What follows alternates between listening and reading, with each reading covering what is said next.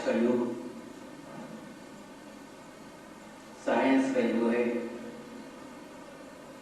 आज के इस साइंस के युग में विश्व ने सर्वांगीण प्रगति की है, विश्व ने सर्वांगीण विकास किया है। ऐसे समय जब साइंस के युग में साइंस की बात की जाती है, फिर इस अध्यात्म की क्या आवश्यकता है, प्रश्न ये आता है। लेकिन ये साइंस बिना अध्यात्म के अधूरा है। मेडिकल साइंस ने कितनी भी प्रगति की हो, कितना भी प्रोग्रेस किया हो, सभी प्रोग्रेस शरीर तक सीमित है, शरीर की मर्यादा तक सीमित है।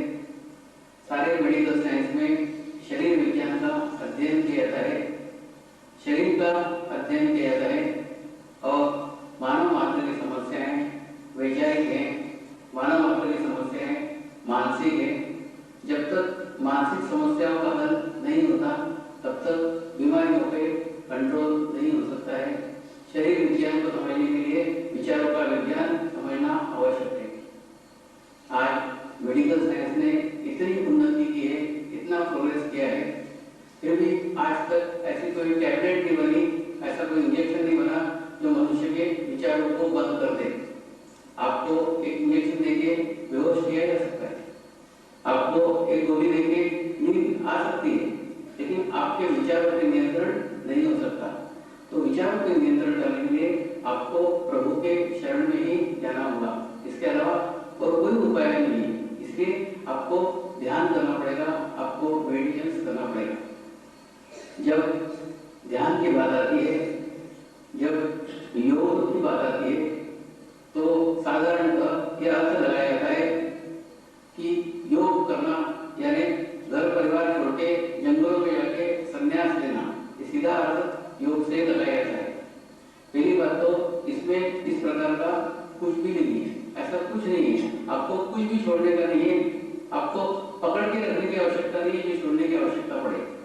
सबके बीच में रहते हुए आपको किसी के बीच में भी नहीं रहने का। ऐसा अगर आप कर पाएंगे तो आप योग मार्ग में जा पाएंगे, योग मार्ग में पहुंच पाएंगे। योग मार्ग में विचारों का अध्ययन है। एक बार रामकृष्ण मिशन के डॉक्टर लोगों के लिए मैं शिविर ले रहा था, तो जब शिविर ले रहा था तो मैं दूर से देख के बता था इस डॉक्टर के हार्ट में प्रॉब्लम है, इस डॉक्टर का लीवर खराब है, इस डॉक्टर के अंदर किडनी में तकलीफ है। तो सब डॉक्टर लोग आश्चर्यचकित हो जाते थे कि ये स्वामी जी दूर से देख के कैसे बता सकते हैं इसको ये प्रॉब्लम है, इसको ये बीमारी है, इसको ये बीमारी। तो उन्होंने उनके मठाधीश को प्रश्न पूछा कि ये स्वामी जी दूर से देख के कैसे बताते हैं इसको क्या बीमारी है। उन्होंने कहा जो बॉडी, जो शरीर जिसको छू करके देखा जा सकता है उसका अध्ययन मेडिकल साइंस के अंदर है, लेकिन जो विचारों का शरीर है, विचारों का अध्ययन मेडिकल साइंस में नहीं है, इसका अध्ययन योग में। योगी विचारों के शरीर को जान सकता है, विचारों के शरीर को देख करके आपके इस स्थूल शरीर के ऊपर क्या बीमारी आती है ये बराबर पहचान सकता है। आपका एक स्थूल शरीर है जिसको आप देख सकते हैं, डॉक्टर लोग उस शरीर का अध्ययन करते हैं, उस शरीर के बारे में जानते हैं, उस शरीर के बारे में बताते हैं, जिसको छू करके देखा जा सकता है। लेकिन जो आपका विचारों का शरीर है उसका अध्ययन मेडिकल साइंस में नहीं है, वो मेडिकल साइंस से परे बात है। और आज विचारों का अध्ययन करने की आवश्यकता है। आज मानसिक समस्याओं से 90% लोग पीड़ित है, तो 90% जो समस्या है जब वो मानसिक है तो उसका शारीरिक इलाज कैसे हो सकता है। जैसे उदाहरण के लिए बहनों की समस्या ली जाए, बहनों को सरदर्द की आम शिकायत है, बहनें सरदर्द की आम शिकायत करती है कि सर में दर्द होता है। क्या कारण? देखिए इसका कारण भी शारीरिक नहीं है। आप कोई टैबलेट खा लेंगे, थोड़ी देर के लिए सरदर्द कम हो जाएगा, एकादा कोई मलहम लगा लेंगे, थोड़ी देर के लिए सरदर्द कम हो जाएगा, लेकिन इसका परमानेंट इलाज नहीं है। इसका परमानेंट इलाज ये कि जो मानसिक समस्याओं से आपको सरदर्द हो रहा है तो समस्या दूर करने की आवश्यकता है। कारण क्या है? घर के अंदर बहनों को वो रिस्पेक्ट नहीं मिलता, वो इज्जत नहीं मिलती। जो वो काम कर रहे हैं वो काम करने के बाद में भी उसको उसका श्रेय नहीं मिलता, इसीलिए उनको एक एहसास होता है कि वो अपने घर में अपने आप को निग्लेक्टेड फील करते हैं। उनको ये एहसास होता है कि मैं इतना काम करती हूँ, काम करने के बाद में उसका कोई महत्व नहीं है, उसको कोई इंपॉर्टेंस नहीं है। जब ऐसा बहनें फील करती है तो ऑटोमेटिकली सर में दर्द होना चालू हो जाता है। दूसरा, जो मंथली पीरियड रहता है उस 4 दिन के पीरियड के अंदर भी जो मानसिक स्थिति होती है, उस मानसिक स्थिति का शारीरिक स्थिति पर फर्क पड़ता है। उसका भी एक तनाव रहता है, उस तनाव के कारण भी आपको सर में दर्द होता है। और इस अलग अलग प्रकार की जो समस्याएं जो सर दर्द से संबंधित है, उनको दूर करने की आवश्यकता है। जब तक वो दूर नहीं होगी, तब जब तक वो तनाव दूर नहीं होगा, तब तक सर का दर्द दूर नहीं होगा। इस प्रकार से आपकी जो समस्या है वो 90% समस्याएं आपके शरीर से संबंधित नहीं है, विचारों से संबंधित है। उन विचारों के समस्याओं को दूर करने की आवश्यकता है। दूसरा, जब योग की बात करते हैं, ध्यान की बात करते हैं, या हम योग मार्ग की बात करते हैं, तो योग मार्ग में जो किताबें लिखी गई है आज से हजारों साल पहले, जो विद्वानों ने किताबें लिखी है, उसमें से थोड़ा थोड़ा लेकर के आज एक नई किताब लिखी जाती है, उसमें से थोड़ा थोड़ा लेकर के एक नया पुस्तक लिखा जाता है। लेकिन भाषा वो हजारों साल पुरानी है। जो हजारों साल पहले लिखी गई भाषा है, वही की भाषा आज फिर बताई जाती है। आज के युवा पीढ़ी को वो भाषा समझ में नहीं आएगी। आज के युवक को वो भाषा समझ में नहीं आएगी। आप इधर योग की किताब पढ़ के देखिए, आपको 7-8 पन्ने पढ़ने के बाद में नींद आना चालू हो जाएगी। इतना नीरस उसका वर्णन है, इतनी क्लिष्ट उसकी भाषा है, उस भाषा समझने से परे समझ में नहीं आएगी। और इसके अंदर प्रैक्टिकल अनुभव की आवश्यकता है। जिनको प्रैक्टिकल अनुभव है वो हिमालय में बैठे हैं, वो आम आदमी में नहीं आते बताने के लिए। और जो किताबें पढ़ के किताबें के बारे में बोल रहे हैं, बड़े बड़े संस्कृत के श्लोक जहाँ हैं, तो आपको इंप्रेस कर सकते हैं, आपके ऊपर प्रभाव डाल सकते हैं, लेकिन आपके समझ में कोई बात आएगी नहीं, आपके सर के ऊपर से जाएगी। तो आपको वो बात समझ में आए, युवा पीढ़ी को वो बात समझ में आए जो उसको समझाई जा सकती है, उसके लेवल की बात हो, तब जाके वो बात पुस्तक पहुंच सकती है, उसको समझाया जा सकता है। मैंने मेरे जीवन में योग की कोई किताब पढ़ी नहीं, लेकिन मैं जो कुछ बताऊंगा वो मैं मेरे अनुभव के आधार पर बताऊंगा। कोई बुक्स पढ़ी नहीं, कोई किताब पढ़ी नहीं, इसलिए किताबों की बातें करूंगा ही नहीं, किताब की भाषा भी नहीं, क्योंकि किताबें पढ़ी नहीं। जो कुछ है सब अनुभव से प्राप्त किया हुआ है, और अनुभव में ही वो आपको मैं दूंगा, आपको भी अनुभव आएगा, अनुभव ही प्राप्त होगा। ये विचारों से परे है, ये भाषा से परे है, ये भाषा इसके लिए कोई माध्यम नहीं है, एक चैतन्य है, परम चैतन्य जो कार्य करता है वो एक अनुभव ही है। मेरे जीवन के जो अनुभव है, जिस अनुभव के कारण मैं इस मार्ग में आया, आज मैं उस प्रश्नों के बारे में आपको बताने के लिए जा रहा हूं। आज से कई साल पहले मेरे बचपन में मेरे सामने जो प्रश्न थे, वही के वही सारे प्रश्न आज भी युवा पीढ़ी के सामने हैं, आज भी बच्चों के सामने हैं। बच्चे वही के वही प्रश्न आज भी आपको पूछते हैं। उस समय भी मेरे को उस प्रश्नों का उत्तर नहीं मिला, और आज भी आज के बच्चों को भी उन प्रश्नों का उत्तर नहीं मिल रहा है। इसीलिए उनका धर्म के ऊपर से विश्वास उठ रहा है, उनका अध्यात्म में इंटरेस्ट नहीं रह गया। हम बोलते हैं कि आज के युवा पीढ़ी का भगवान के ऊपर भरोसा नहीं है। क्यों नहीं है? क्योंकि आज का युवा है वो प्रैक्टिकल है, आज का जो युवा है वो साइंस का विद्यार्थी है। बोलता है पिताजी आप सिद्ध करो भगवान है, तो मैं मानूंगा, नहीं तो नहीं मानूंगा। तो कौन पिताजी सिद्ध कर सकता है? पिताजी बताओ मंदिर में मैं तब जाऊंगा जब आप सिद्ध कर दो कि भगवान है, तो मैं मंदिर में जाऊंगा। कोई पिताजी सिद्ध कर सकते हैं? नहीं कर सकते। और साइंस का स्टूडेंट हर चीज को प्रूव करना चाहता है, उसको प्रूफ चाहिए। जब तक आप प्रूफ नहीं दोगे भगवान का, जब तक वो नहीं मानेगा। तो ऐसे जब तक प्रूफ आप नहीं देते, जब तक आगे की प्रगति नहीं हो सकती। तो मेरे जीवन में जो प्रश्न थे, जो के थ्रू आज भी युवाओं के सामने खड़े हैं, मैं अगर मेरे पुराने प्रश्नों को बताऊं तो फिर आपको लगेगा नहीं ये तो हमारे प्रश्न है, ये तो हमारे मन में ही आ रहे हैं। वो क्या प्रश्न थे, आज हम उनके बारे में जानेंगे, आज हम उनके बारे में विचार करेंगे। मैं बचपन में मेरे दादी के साथ में कृष्ण के मंदिर में जाता था। रोज शाम को मेरी दादी मेरे को कृष्ण के मंदिर में लेके जाती थी। उसके बाद में हमारे घर में महात्मा जी आते थे, महात्मा जी आते थे, उनकी मैं सेवा करता था। दादी कहती थी कि वो भगवान के माइक है, उनके माध्यम से परमात्मा बोलता है, उनके माध्यम से ईश्वर बोलता है। भगवान है कि नहीं मेरे को मालूम नहीं था, वो महात्मा जी परमेश्वर के माइक है कि नहीं ये भी मेरे को मालूम नहीं था। इतना जरूर जानता था कि मेरी दादी जो कहती है वो सच कहती है, सत्य कहती है। तो भगवान के ऊपर विश्वास नहीं था, वो महात्मा जी पे विश्वास नहीं था, विश्वास सिर्फ दादी के ऊपर था। दादी पे विश्वास रख के वो महात्मा जी की सेवा करता रहा। कुछ दिन सेवा करने के बाद वो महात्मा जी को टीबी हो गया, और जब टीबी हो गया उनको हॉस्पिटल में भर्ती किया गया।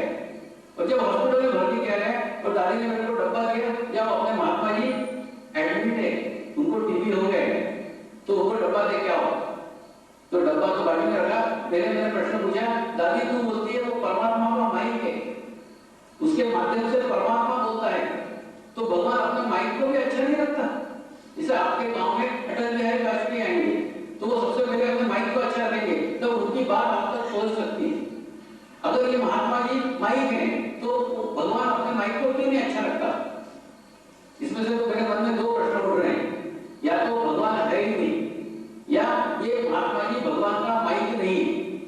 लेकिन मेरी दादी दोनों ही बातें मानने को तैयार नहीं थे।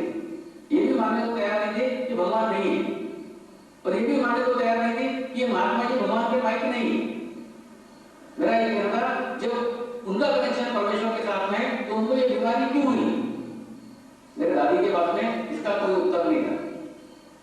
उसके बाद में कुछ लोग हरिद्वार जा रहे थे और वो नाव डूबकर मर गई, सब लोग मर गए उसके अंदर। मेरे दादी को बोला, दादी सड़क के ऊपर दुर्घटनाएं होती है, आम बात है, ठीक है, समझ में आता है, लेकिन जो लोग भगवान का दर्शन करने के लिए आ रहे हैं, अगर भगवान है तो क्या उनको भी नहीं बचाना जो उसका दर्शन करने के लिए आ रहे हैं? कम से कम भगवान ने उनको तो बचाना चाहिए जो उसके भक्त हैं। लेकिन दादी के पास उसका भी उत्तर नहीं था, दादी ने उसका भी कोई उत्तर नहीं दिया। जो भगवान का दर्शन करने के लिए जा रहे हैं, भगवान उनको भी नहीं बचा रहा है, क्यों नहीं बचा रहा है अगर है तो? तीसरा प्रश्न था, एक मुसलमान फकीर था जो मोर पंख के द्वारा दूसरों की बीमारियां ठीक करता था, दूसरे के रोग को ठीक करता था, और आने वाले को उसकी जात नहीं पूछता था, आने वाले को उसका धर्म नहीं पूछता था, सबकी बीमारियां ठीक करता था। उसके पास भी कोई शक्ति थी, उसके पास भी कोई पावर थी। उसके बाद में एक महात्मा जी थे, उसी भगवती उतार के देते थे, ले इससे तेरा सर्वर ठीक हो जाएगा, ले इससे तेरा पेट दर्द ठीक हो जाएगा। आने वाले को उसकी जात नहीं पूछते थे, आने वाले को उसका धर्म नहीं पूछते थे, सबको एक जैसा देते थे और सबकी बीमारियां ठीक करते थे। फिर मेरे बाद में प्रश्न आया कि ये क्या दोनों शक्तियां अलग अलग है? क्या ये दोनों पावर्स अलग अलग है? अगर दोनों पावर्स अलग अलग है तो मुसलमानों ने मुसलमानों को ठीक करना चाहिए, हिंदुओं ने हिंदुओं को ठीक करना चाहिए, और अगर दोनों एक ही हैं तभी कुछ बात है। लेकिन मेरी दादी उस प्रश्न का भी उत्तर नहीं दिया। फिर मैंने सोचा दादी को जवाब नहीं देती है, चलो हम ऐसा करते हैं, हम खुद ही भगवान को जानने की कोशिश करते हैं, भगवान को ढूंढने की कोशिश करते हैं।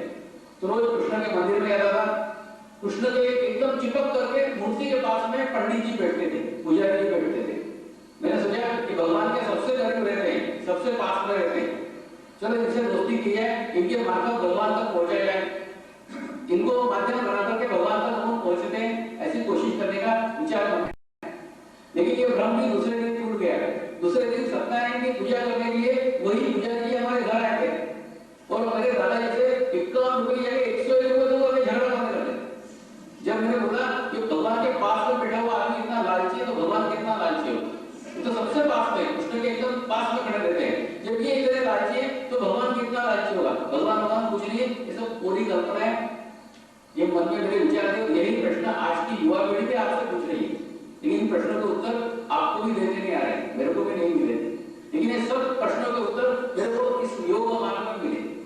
जब सत्तू से निराश हो गया, सत्तू से बहुत मालाएं कर ली, बहुत पूजा कर लिया, बहुत पाठ कर लिया, सब कुछ कर लिया, लेकिन भगवान की अनुभूति प्राप्त नहीं हुई।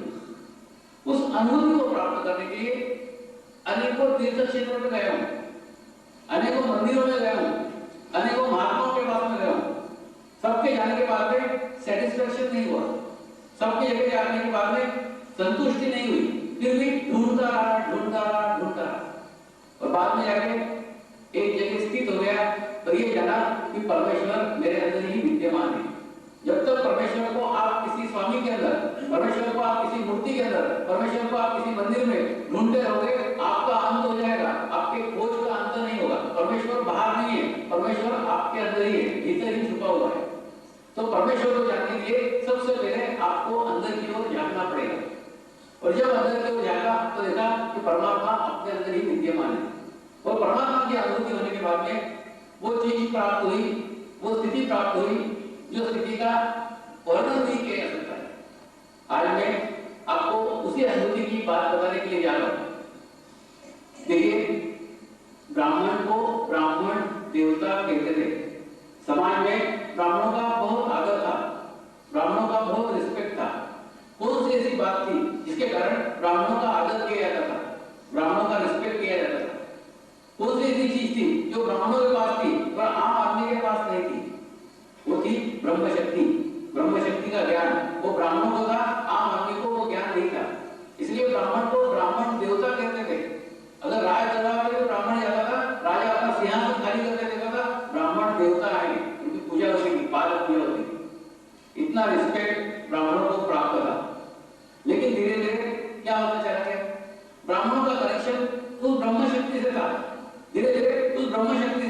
कनेक्शन कम होना चालू हो गया, उसका चित्त पैसे के अंदर जाना चालू हो गया। और दूसरा, ब्राह्मण समाज के आदर्श थे, ब्राह्मण जो करते थे तो समाज करता था। तो जैसे ब्राह्मणों ने पैसे की तरफ महत्व देना शुरू किया, समाज ने भी पैसे की तरफ महत्व देना शुरू किया। समाज ने सोचा ज्यादा अधिक से अधिक पैसा खर्च करना, अधिक से अधिक रुपया खर्च करना यानी धर्म का कार्य है। क्यों? क्योंकि ब्राह्मण देवता पैसे के अंदर ज्यादा इंटरेस्ट ले रहे हैं, ब्राह्मण देवता ज्यादा रुचि ले रहे हैं, और धीरे धीरे उन ब्राह्मणों का सारा ही चित्त पैसे में चला गया।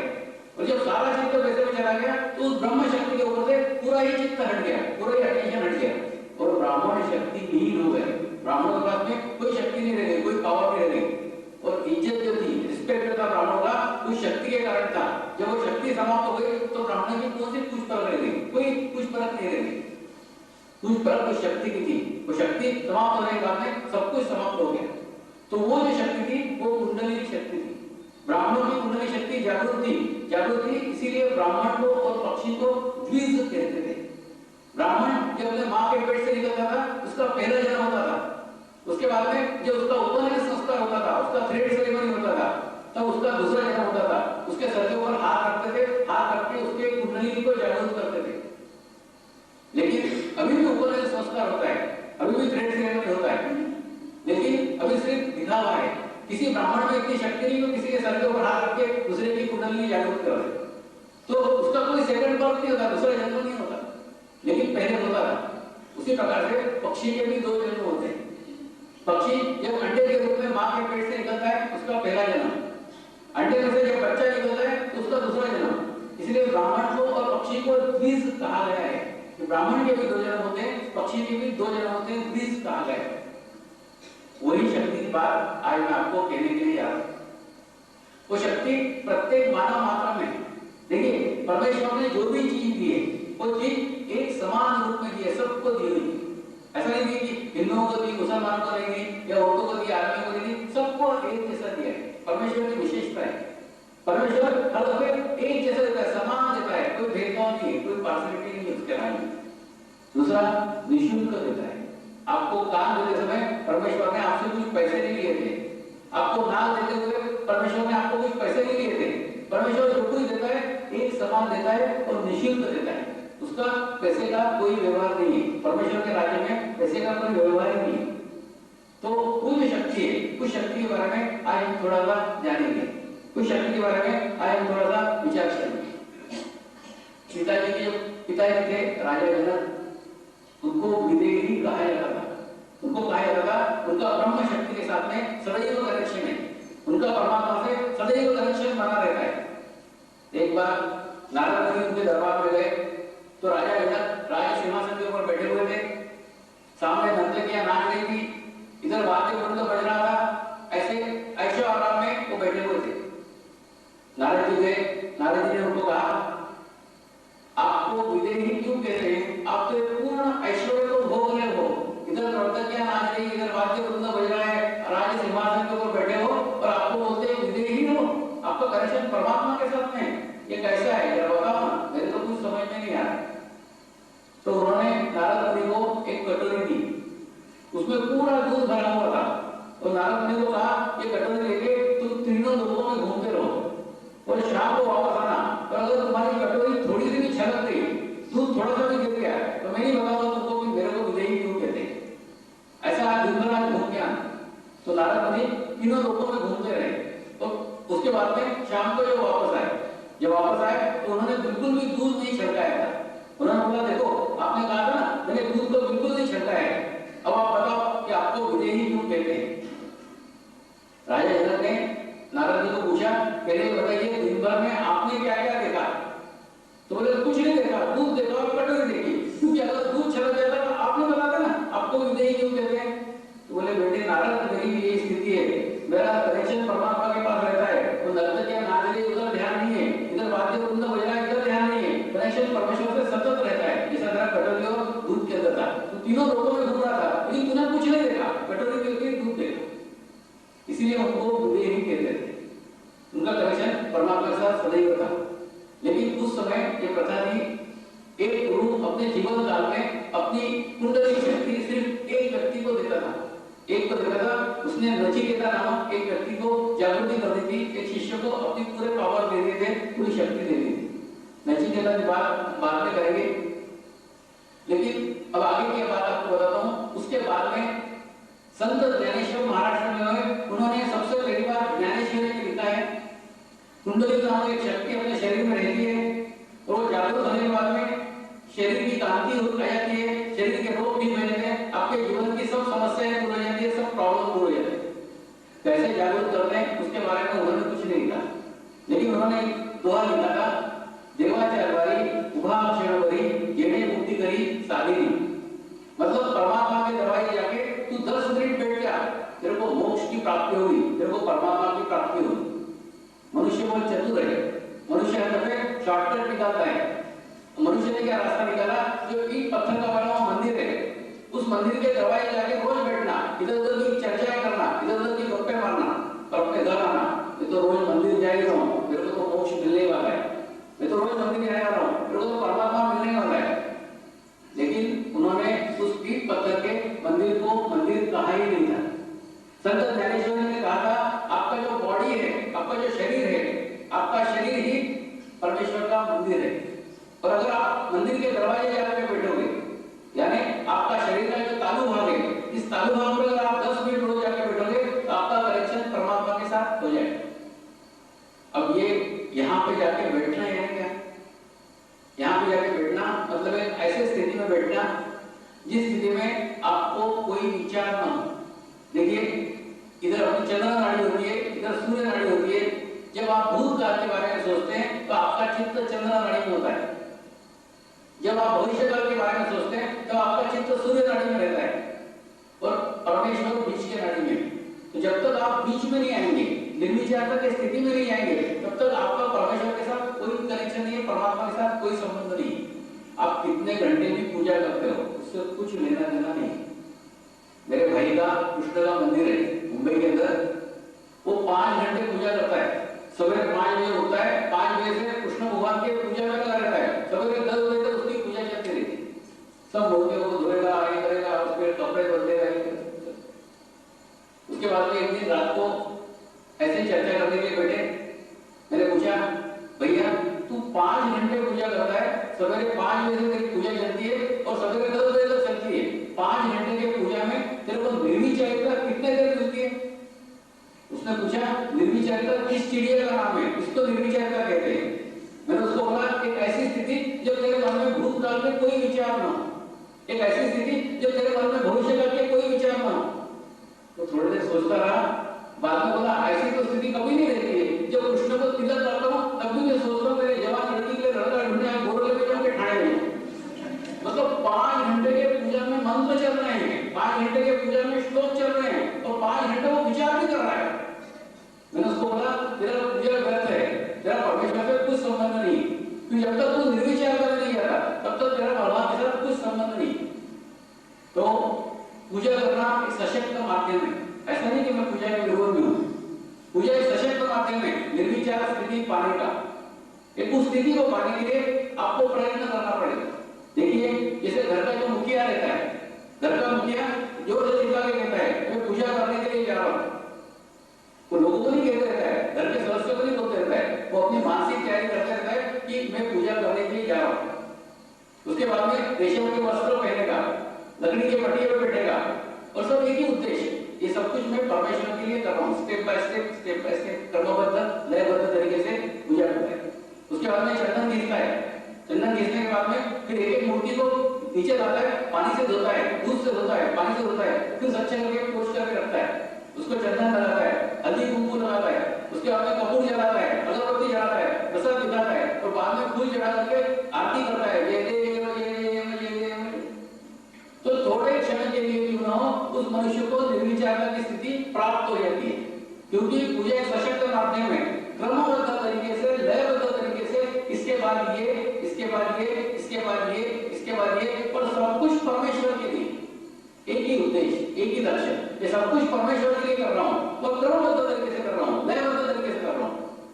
ऐसा करने के बाद में उसको एक निर्विचारता की स्थिति प्राप्त हो जाती है। ऐसा करने के बाद में उसको वो स्थिति प्राप्त होती है जो उसमें उसके विचार बंद हो जाते हैं। आप ऐसी पूजा कर रहे हैं क्या? आज के आधुनिक जीवन में पूजा किस प्रकार से होती है? पूजा को एक काम समझा जाता है। जैसे घर का जो मुखिया रहता है उसको तो पूजा करने को टाइम ही नहीं रहता है, वो अपने पत्नी के ऊपर डालता है, मेरे को ऑफिस जाने को देर हो रही है, तू पूजा करना। पत्नी भी आजकल नौकरी करते रहती है, पत्नी बोलती है मेरे को भी ऑफिस जाने को देर हो रही है, तो अपने बड़ी लड़की को बोलती है कि तू पूजा कर डाल। जो कॉलेज में जाने वाली लड़की रहती है वो अपने हाई स्कूल में जाने वाले भाई को बोलती है कि मेरे को कॉलेज में जाने को देर हो रही है, तू पूजा कर डाल।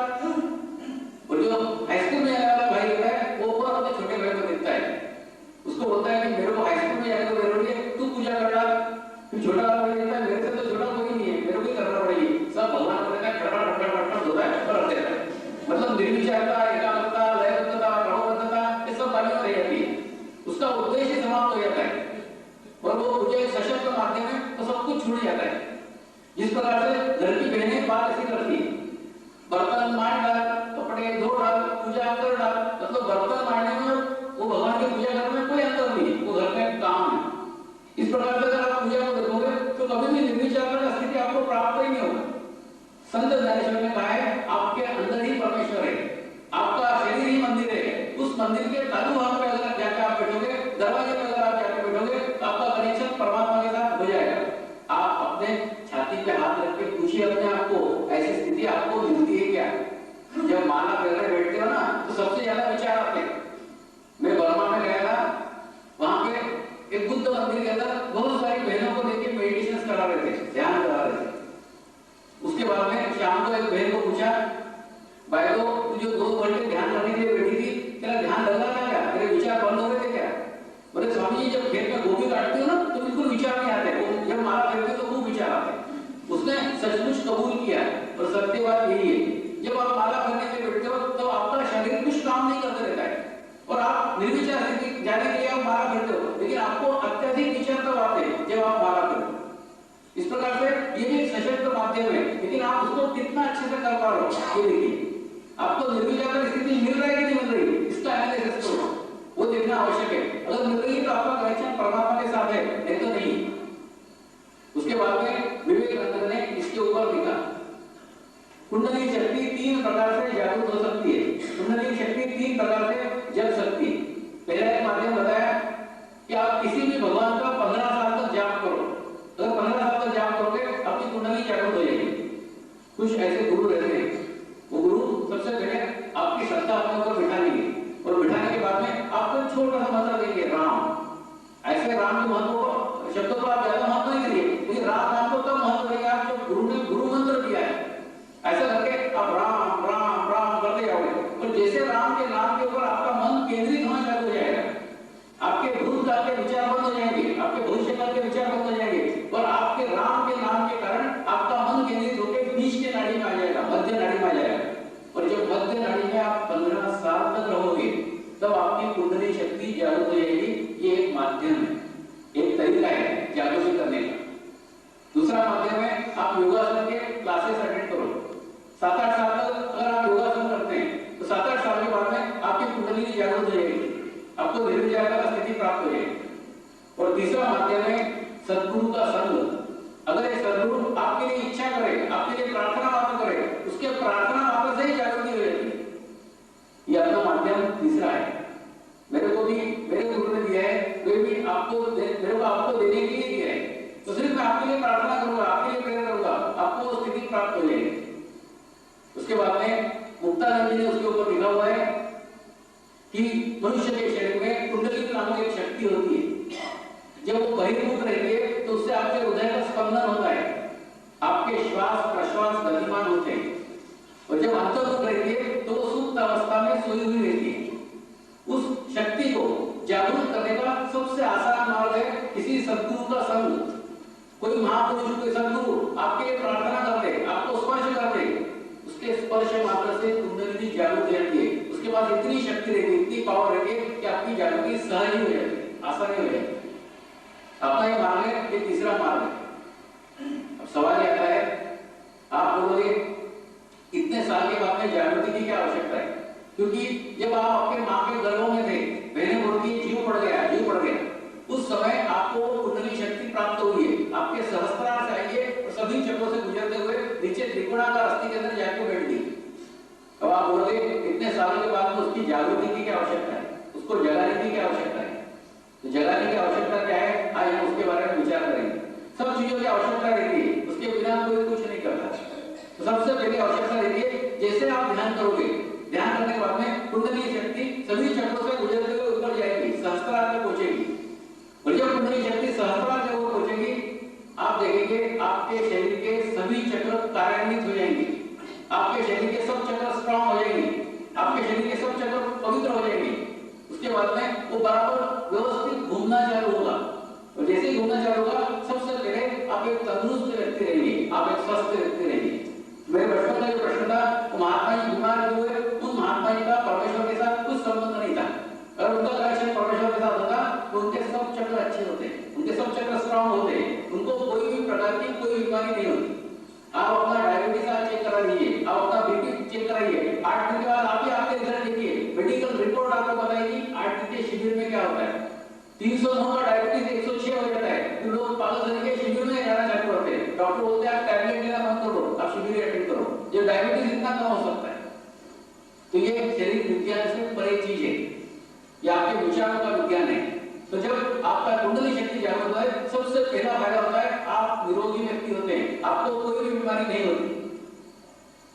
एक बार एक डॉक्टर लोगों का शिविर ले रहा था, उस शिविर के दौरान डॉक्टरों ने मुझे प्रश्न किया, स्वामी जी आप अलग अलग देशों में जाते हैं, अलग अलग जगह जाते हैं, अलग अलग जगह में खाना खाते हैं, अलग अलग जगह का पानी पीते हैं, आपको डायरिया नहीं होता क्या, आपको डिसेंट्री नहीं होती? मैंने उनको जवाब दिया, डायरिया और डिसेंट्री तो आप बहुत पास की बात कर रहे हो, मैं जिस बस से जाता हूँ उस बस का एक्सीडेंट भी नहीं होता। बड़ा आश्चर्यचकित हो गए, स्वामी जी इतने विश्वास के साथ ये बात कैसे कह सकते? उनके मठाधीश ने उत्तर दिया, जो आदमी मेडिटेशन करता है, जो आदमी ध्यान करता है, उसके आसपास एक अवामंडल निर्माण हो जाता है, उसके आसपास में एक विचारों का कोरा निर्माण हो जाता है, उसके विचारों के कोरा को तोड़ करके कोई दुर्घटना हो ही नहीं सकती। तो मेरे बचपन का दूसरा प्रश्न था, क्यों हरिद्वार में वो लोग क्यों मर गए? उनका कनेक्शन परमात्मा के साथ नहीं था। अगर उनका कनेक्शन परमात्मा के साथ होता तो कोई दुर्घटना हो ही नहीं सकती, कभी आपके लाइफ में कोई दुर्घटना नहीं होगी अगर आपका कनेक्शन परमेश्वर के साथ है। तो इस प्रकार से आपके शरीर की सब बीमारियां ठीक होती हैं। दूसरा फायदा क्या होता है, आपके जीवन में कभी कोई दुर्घटना नहीं होगी। एक बहुत अच्छे अच्छे अनुभव लोग पाए हैं, अच्छे अच्छे अनुभव साधन पाए हैं, कभी दुर्घटना नहीं होती। तीसरा फायदा होता है कि आपके अंदर का आत्मज्ञान जागृत हो जाता है। देखिए आपके अंदर का आत्मधर्म जागृत होता है। हिंदू धर्म, मुसलमान धर्म, क्रिश्चियन धर्म, सिख धर्म, ये उपासना पद्धति है। समग्र धर्म, संपूर्ण धर्म कोई नहीं, कोई धर्म के बारे में हम नहीं कह सकते कि उस धर्म के लोग सभी ही अच्छे होते हैं, उस धर्म के लोग सब अच्छे रहते हैं, ऐसा कोई धर्म नहीं। सब धर्मों में अच्छे लोग भी हैं, सब धर्मों में बुरे लोग भी हैं। मतलब ऐसा कोई धर्म नहीं है जो धर्म पूर्ण हो, समग्र हो। लेकिन आत्मधर्म समग्र धर्म है। जब आपके अंदर का आत्मधर्म जागृत हो जाएगा तो आपके हाथ से बुरा कार्य होगा ही नहीं, आप कोई बुरा कार्य कर ही नहीं सकते। एक बार एक नशा मुक्ति केंद्र के अंदर मेरा कार्यक्रम रखा गया। वहां पे अनेकों नशा करने वाले लोग थे जिनको शिविरों में रखा गया था और उनको पकड़ के लाके हॉल में बिठा देते और लोग आके उसको लेक्चर देते थे, उसको उपदेश देते थे। अब एक महात्मा जी आते थे, वो उन शराबियों को उपदेश देते थे, देखो तुमने शराब पीना नहीं छोड़ा ना तो तुमको नरक में भी जगह नहीं मिलेगी। वो शराबी सब सुन लेते थे, बेचारे सुनने के लिए बैठे रहते थे। उसके बाद में एक डॉक्टर आता था, डॉक्टर वो शराबियों को बोलता था, देखो तुमने शराब पीना नहीं छोड़ा ना तुम्हारा लिवर सड़ जाएगा। वो शराबी को भी मुंह नहीं धरते थे। मेरा लेक्चर चालू हुआ, मेरा लेक्चर ऐसा शुरू हुआ, मैंने शुरुआत ऐसी की, जो शराबी एक बोतल शराब पीता है कल से 2 बोतल पीना चालू कर दे। सब शराबी ने ताली बजा के स्वागत किया, अरे स्वामी बोलते खूब पिया। मैं बोल आइए दौड़ते आए, स्वामी जी आपको काय के लिए बुलाया और आप क्या बोल रहे हो? मैंने बोला मेरी बात कहाँ खत्म हुई है, मैं तो शुरुआत की है कि जो 1 बोतल पीता है कल से 2 बोतल पीना चालू कर दे। लेकिन कल से मेरे साथ मेडिटेशन स्टार्ट करें, कल से मेरे साथ ध्यान स्टार्ट करें। ध्यान स्टार्ट करने के बाद में शराब ऐसे ही छूट जाएगी। जब मैं मेरी शक्तियां आपके अंदर संक्रमित करूंगा, मेरे संस्कार भी आपके अंदर संक्रमित होंगे। जब माँ अपने बच्चे को जन्म देती है, माँ अपने संस्कार बच्चों में संक्रमित करती है, तो गुरु तू शराब नहीं पीता है तो छेला पी नहीं पाएगा। तेरे शक्तियों के साथ में तू संस्कारों का संतुलन होगा, और संतुलन होने के बाद में मैं शराब नहीं पीता इसलिए आप शराब नहीं पाएंगे। इसमें से दूसरा फायदा होता है कि आपकी व्यसन की मुक्ति होती है। आप शराब पीते हो, बीड़ी पीते हो, सिगरेट पीते हो, आपको किसी प्रकार का कोई भी व्यसन हो, आपके सब व्यसन इसके अंदर छूट जाते हैं, क्योंकि आपके अंदर का आत्मधर्म जागरूक हो जाता है। क्या चीज अच्छी है और क्या चीज बुरी है इसका ज्ञान हो जाता है। किसी भी शराबी को समझाने की जरूरत नहीं है बाहर से कि शराब पीना बुरी बात है, उसको एहसास करा दो आत्मधर्म का, वो सब कुछ जान जाएगा। कई सामाजिक संस्थाएं रहती है, वो बड़े बड़े उद्योग देती है, बड़े बड़े आयोजन करती है। बीड़ी पीना बहुत बुरी बात है, एक वक्ता स्टेज के ऊपर से बोलते रहता है, एक पटेल पीछे बीड़ी पीते पीते बोलता है हाँ बुरी बात है, बुरी बात है। मतलब ये बाहर से बोल रहा है, पटेल भी बाहर से ले रहा है। ये बाहरी कुछ होने का नहीं है, जो कुछ चेंज है, जो कुछ बदलाव है वो आंतरिक होने का है, अंदर से होने का है। इसके अंदर आंतरिक बदलाव आता है। आपके हाथ से बुरा कार्य होगा ही नहीं, आप बुरा काम कर ही नहीं सकते। क्यों? क्योंकि आपकी आत्मा प्रकाशित हो जाएगी। मनुष्य जो है बहुत विचित्र प्राणी है। देखिए, मनुष्य को कोई भी बुराई करने से रोक नहीं सकता, सिर्फ उसको रोक सकता है उसकी आत्मा, वो उसको रोक सकती है, बाकी उसको कोई नहीं रोक सकता। आप कितने भी अपराध कीजिए, कानून मनुष्य ने बनाए हैं, कानून मनुष्य तोड़ता है और उसमें से रास्ता भी मनुष्य निकलता है। देखिए, मैं आपको एक घटना बताने जा रहा हूं, उससे आपको एक चीज अच्छे से समझ में आएगी। लंदन के अंदर एक सड़क थी, जिस सड़क से 4 घोड़ों की गाड़ी ले आना मना था। बैन था उसके ऊपर कि वहां का जो वाइसराय है वही वहां से 4 घोड़ों की गाड़ी ले आ सकता है। लेकिन एक जमींदार ने वहां से 4 घोड़ों की गाड़ी लेके गया, पुलिस ने उसको पकड़ा, उसको जेल में डाल दिया, उसकी गाड़ी को भी जेल में डाल दिया, घोड़ों को भी जेल में डाल दिया। तुरंत उसने वकील को फोन किया। वकील प्राणी कैसा है, सब में से रास्ता निकाल देता है, सब में से मार्ग निकाल देता है, कुछ ना कुछ उसमें से रास्ता निकाल, इतना चतुर है। वकील आया, मिला उसको सावधान दी, जमींदार साहब घबराइए मत, कल मैं आपको कोर्ट में छोड़ा दूंगा। वो निश्चित हो गया, जो अपने वकील साहब ने बोला छोड़ा दूंगा, उसको छोड़ा देगा। वकील मतलब परमेश्वर, छोड़ा देगा। दूसरे दिन कोर्ट के अंदर पेशी हुई, उसके ऊपर आरोप पत्र पढ़ा गया है। उसके ऊपर आरोप ये है कि यहाँ से सिर्फ वाइसराय 4 घोड़ों की गाड़ी ले आ सकता है, ये नियम है। ये जमींदार ने इस नियम को तोड़ा है, क्योंकि इसने 4 घोड़ों की गाड़ी यहाँ से लेके गया है, इसलिए उसको दंड दिया जाए। हमारे जमींदार के वकील ने आरोप पत्र सुना, उसने कहा आपका नियम बराबर है, यहाँ से 4 घोड़ों की गाड़ी ले आना मना है, लेकिन मेरे वकील ने ये नियम तोड़ा ही नहीं है, इसलिए वो आरोप का पात्र ही नहीं, दंड का पात्र ही नहीं। देखिए, उसने कोर्ट में दिखाया 4 घोड़े नहीं, 2 घोड़े और 2 घोड़ियां हैं। मतलब कहां उसने नियम तोड़ा है? आपका नियम है 4 घोड़ों की गाड़ी वहां से लेकर मना है, उसके अंदर 2 घोड़ियां और 2 घोड़े हैं, कहां नियम तोड़ा है? तो जज साहब ने फिर अपने नियम को बदला, इस रोड के ऊपर से घोड़े और घोड़ियों की गाड़ी ले जाना मना है, मतलब फिर नियम को बदला। देखिए, मनुष्य ही नियम को तोड़ता है, मनुष्य उसमें से रास्ता निकालता है। जब तक ये चीज बुरी है, जब तक आपको पता नहीं चलता, जब तक दुनिया की कोई ताकत उसको रोकने से नहीं रोक सकती। देखिए, कमरा है, इस कमरे के अंदर मैंने समझ लो सांप को पकड़ के रखा है। आप कितना भी बाहर से चिल्लाओ, स्वामी जी आपने सांप को पकड़ा है, सांप को पकड़ा है, तो मैं बोलूंगा नहीं, रस्सी को पकड़ा है। और उसके बाद में आपको चिल्लाने की जरूरत नहीं, आप अंदर जाकर लाइट जला दो, हॉल के अंदर लाइट जला दोगे, जैसे ही हॉल की लाइट जलेगी तुरंत मेरे को दिखेगा मैंने सांप को पकड़ा है, मैं खुद छोड़ दूंगा, आपको बताने की आवश्यकता नहीं है। ठीक इसी प्रकार से आपने कई बुरी आदतों को पकड़ा हुआ है, उस बुरी आदतों से झगड़े हुए हो, लेकिन आपकी जब आत्मा प्रकाशित हो जाएगी, आपको बराबर पता चलेगा ये बुरी बात है, आप खुद ही छोड़ दो। आपकी लालटें कभी बुझी हुई है, जिस दिन लालटें जल जाएंगी, आपके कांच के ऊपर कौन से दाग है आपको खुद दिख जाएंगे, मेरे को बताने की आवश्यकता नहीं है, किसी को भी बताने की आवश्यकता नहीं है। तो जो चीज अच्छी है वो आपके पास रहेगी, जो चीज बुरी है वो छूट जाएगी। तो आज हम उस विषय पे बात नहीं कर रहे हैं, कौन सी चीज अच्छी है और कौन सी चीज बुरी। एक शराबी को बोलूं, शराब पीने वाले भाषा क्या मजा आता है, आप पीते नहीं क्या? बहुत मजा आता है। तो वो बोलेगा बहुत मजा आता है, फिर उसको मैं कहता हूँ ठीक है ऐसा कर, मेडिटेशन कर, अगर शराब अच्छी चीज होगी तेरे पास रहेगी, अच्छी चीज नहीं होगी छूट जाएगी। आज हम आजकल को बात करें कि ये अच्छा है ये बुरा है, इसलिए मैं कुछ नहीं बोलता। कई महात्माओं के पास आप जाते हैं, आप दीक्षा लेने के लिए आए हैं, आप शराब पीते हैं, शराब पीना छोड़ दो, फिर मेरे पास आओ। एक महात्मा रहते हैं, वो बोलते हैं बीड़ी पीता है, बीड़ी पीना छोड़ दे, फिर मेरे पास आओ। झूठ बोलता है, झूठ बोलना छोड़ दे, फिर मेरे पास आओ। अरे ये सब कुछ मेरे को छोड़ दिया था, मैं तेरे पास क्या बात? एक्चुअली क्या रहता है,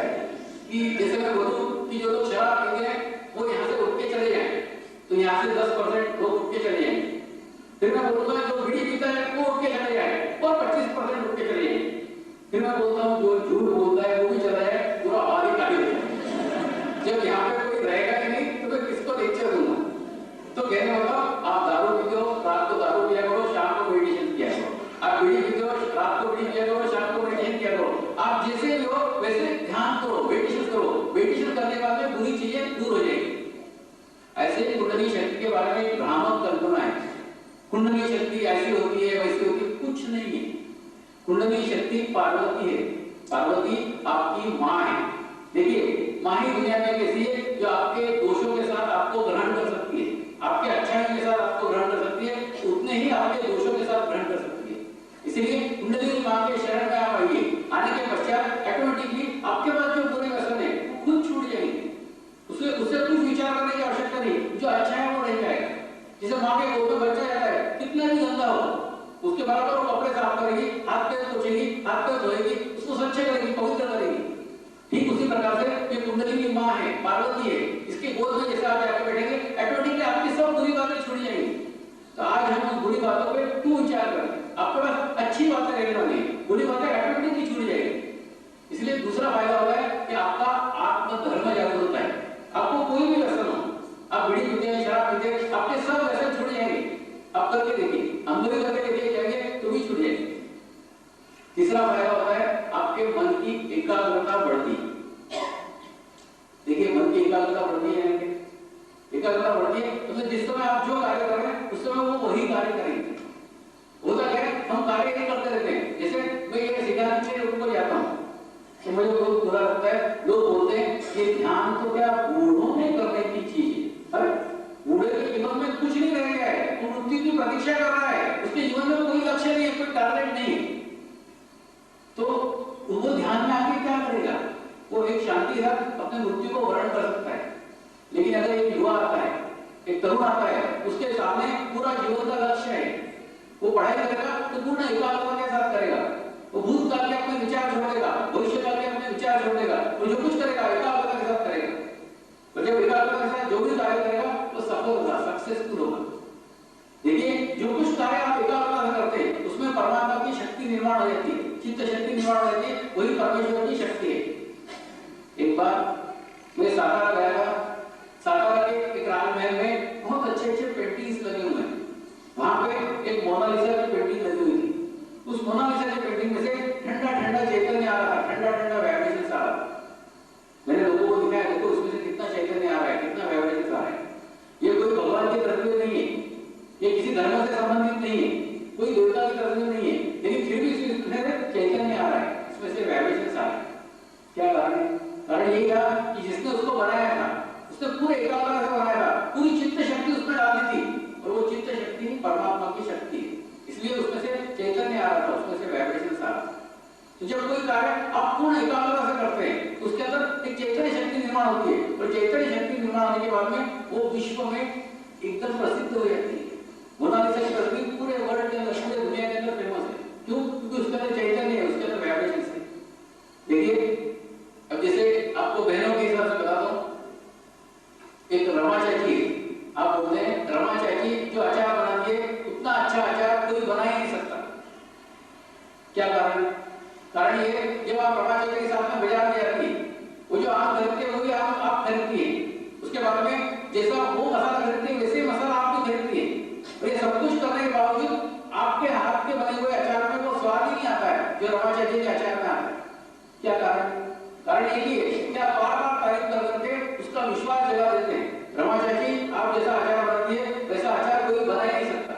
जब बार बार आप तारीफ करते हैं उसके अंदर एक विश्वास निर्माण हो जाता है कि मैं एक अच्छा अचार बनाती हूँ, और जब अच्छा अचार बनाती है ऑटोमेटिकली उसको विश्वास के साथ बनाती है, और वो विश्वास ही चित्त शक्ति है, उसको उसके अंदर अटेंशन डालते आता है, उसको उसके अंदर चित्त डालते आता है, आपको नहीं डालते आता है।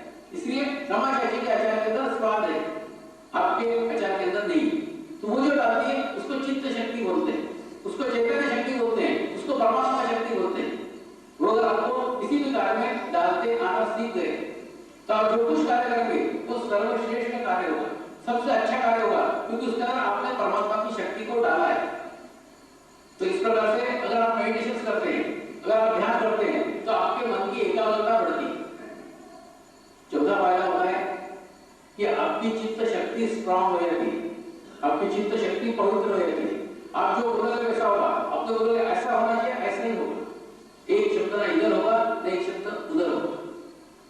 एक सूरत के अंदर एक गांव है उबेर, उस गांव के पटेल आए थे, बोले स्वामी जी आप बड़े बड़े शहरों में कार्यक्रम करते हैं, हमारे गांव के अंदर कार्यक्रम कीजिए। उनके गांव के अंदर गए, उनके गांव में कार्यक्रम किया, देखा तो वहां पे जैसे ही गांव के अंदर प्रवेश किया, उसके लेफ्ट साइड में एक राधा कृष्ण का मंदिर बंद पड़ा हुआ था, उसका कंस्ट्रक्शन बंद था, उसका निर्माण बंद था।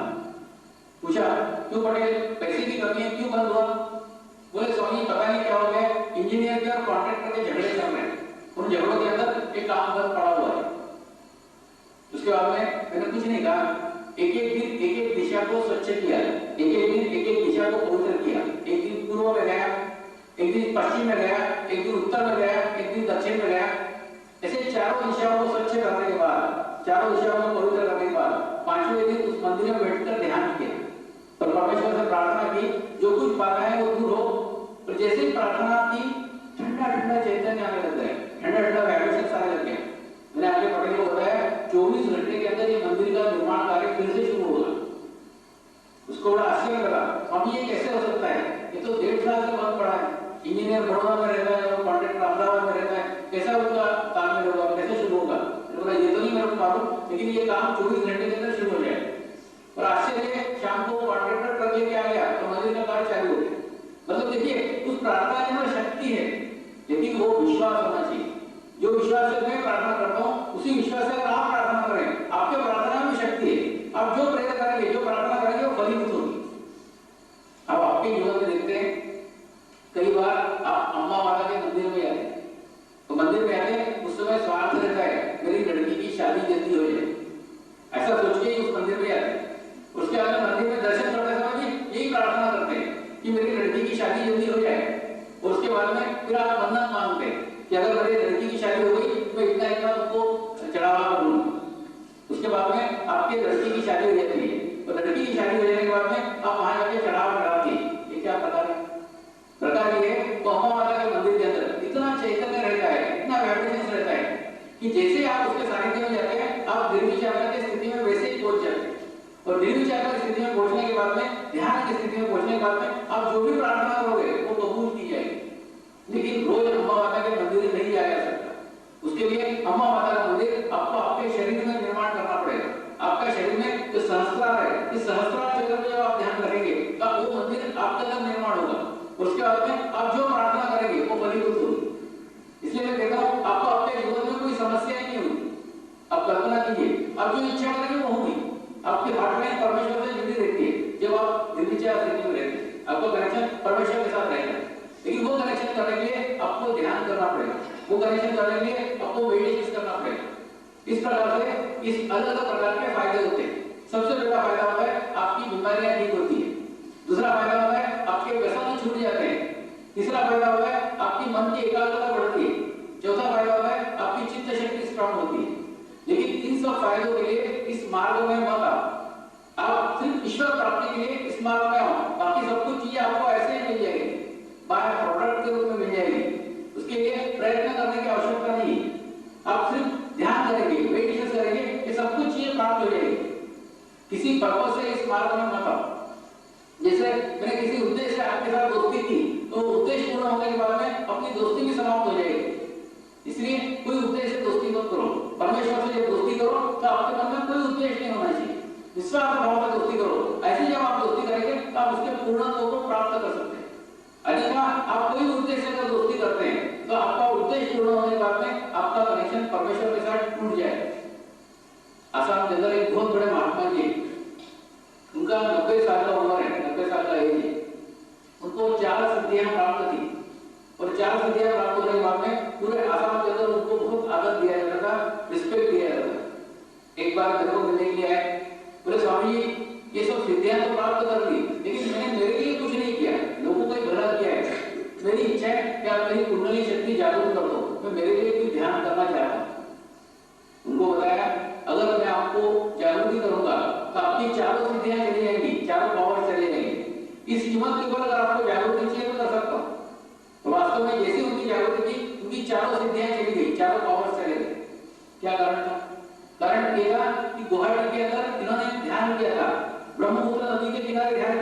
और ध्यान करते समय ये इच्छा की थी मेरे को शक्तियां मिलनी चाहिए, मेरे को पावर मिलना चाहिए, शक्तियों की अपेक्षा करके ध्यान किया था।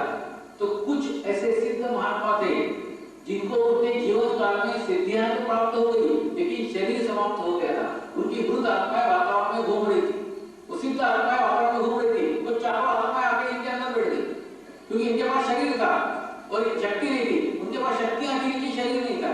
इन दोनों का संगम हो गया और इनके पास में शक्तियां भी हो गई और शरीर भी हो गया, लेकिन उससे इनकी प्रगति नहीं हुई।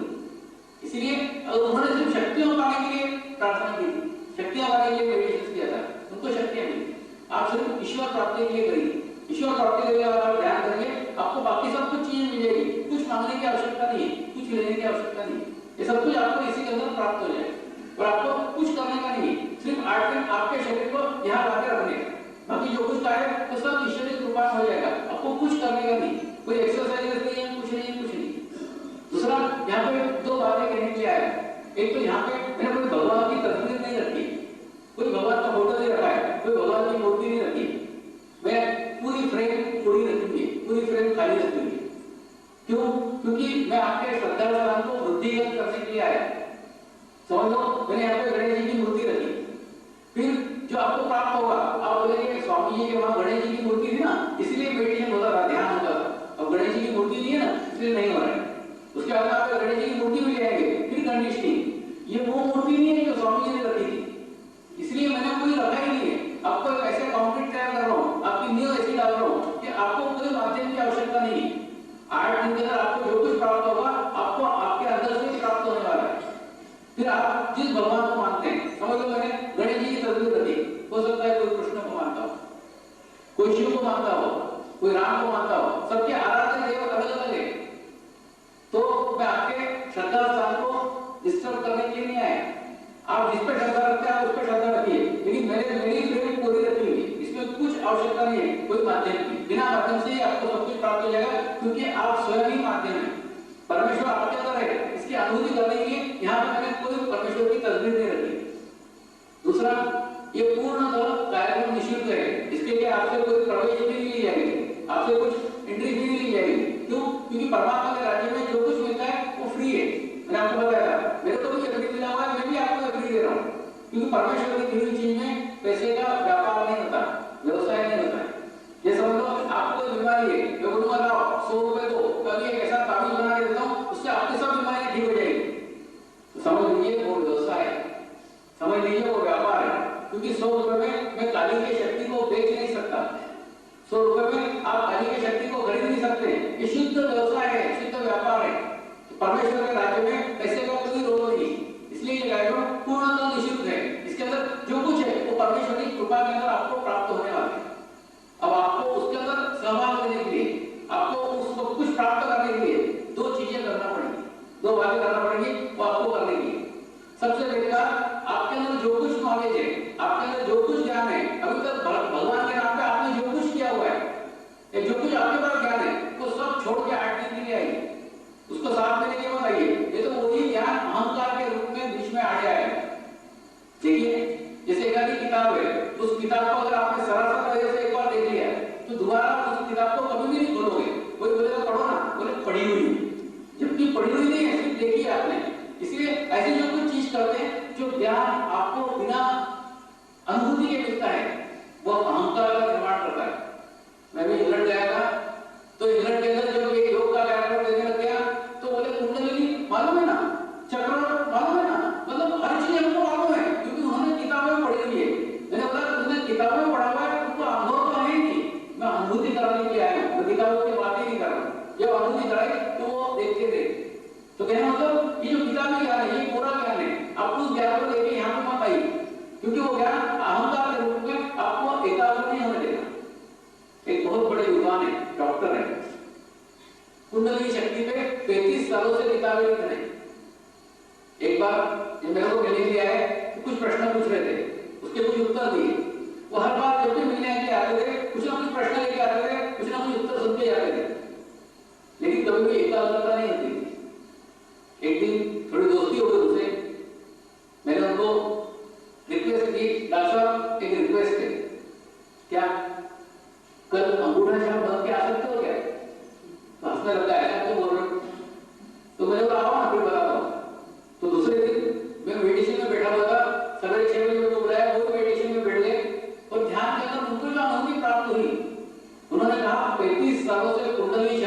किताबें लिख रहा हूँ, लेकिन ये अनुभूति मेरे को कभी नहीं प्राप्त हुई, आज ही प्राप्त हुई है। ऐसा क्यों?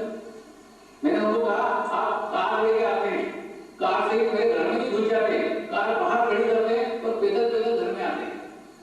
ठीक इसी प्रकार से ज्ञान के द्वारा परमेश्वर तक पहुंचा जा सकता है, परमेश्वर को पाया नहीं जा सकता।